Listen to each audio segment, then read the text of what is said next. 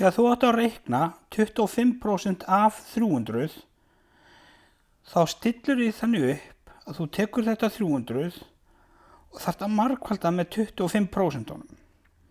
En takt eftir þessi 25% líta eiginlega út svona eins og tugabrót, 0,25.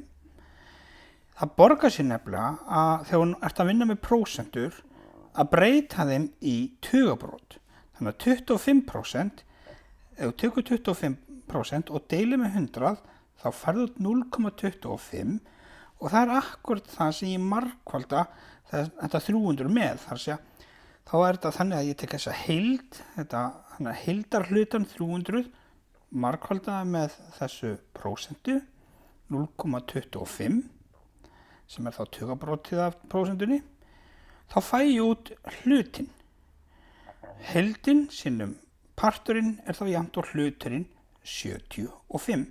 Hafðu reyndar í huga að ef þetta væri 300 krónur og þú átt að finna út 25% af 300 krónum, þá er svarið 75 krónur. Ekki gleyma einingunni.